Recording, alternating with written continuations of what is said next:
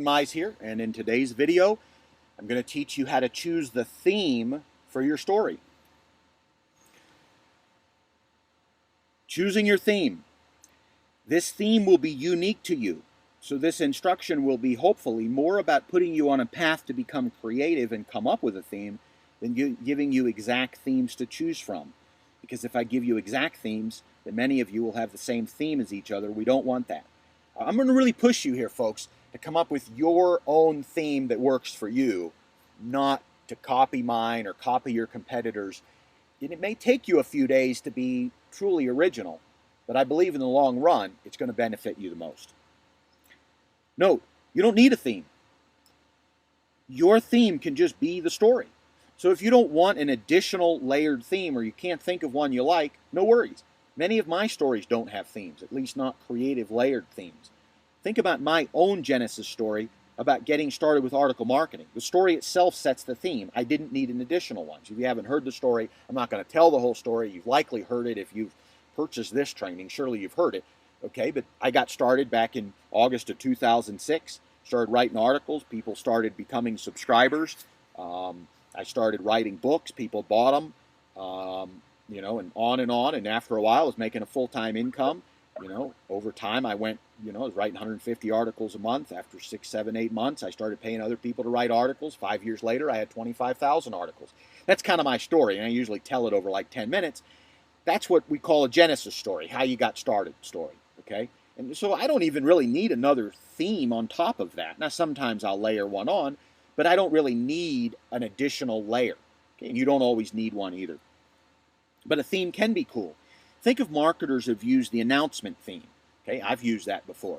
Hey, announcing, getting ready to do a big demonstration.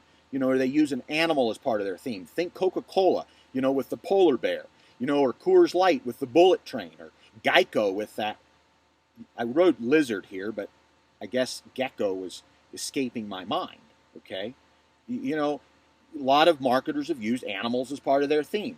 We could go on and on, but if you think about modern marketers, many of them use some kind of a theme, and hopefully they're creative about it.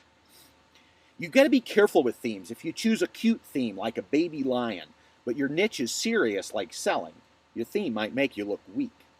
If your niche is a comfortable niche like, baby needs, and use a wild lion roaring, well, that would be a disaster as well.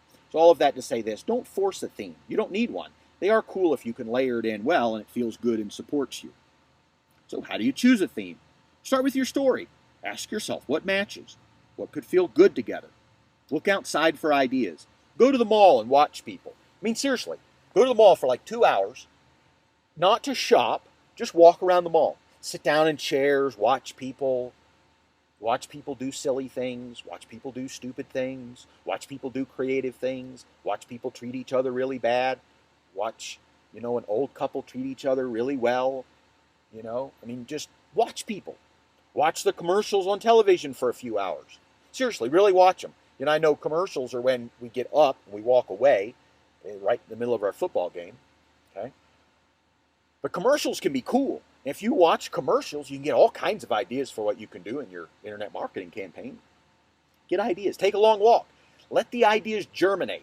Okay, so much of everything I've taught you in this series so far is sort of like 1, 2, 3. Do this, 1, 2, 3. Snap, snap, and it's done. Creativity takes a little longer. Okay, and just allow things to kind of germinate in your mind.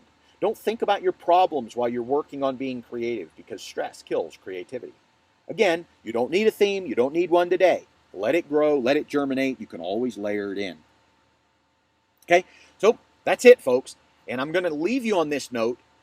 Okay, this is the most inconclusive, at the end of a video that we've done, because this is going to take a little bit of time on your part. And I want you to allow this to germinate over the next few days. And then what we're going to be doing next is we're going to create a storyboard and we're going to start layering all these things in. If you have a theme, we'll layer that on. You'll put your story into your storyboard. And then over the next few days, we're going to layer in the additional components. So we're going to layer in the psychological elements that I teach you. We're going to layer in the hot words. We're going to layer in various different things. For right now, I want you to allow in your mind some creativity to happen and start really allowing a theme to germinate in your mind.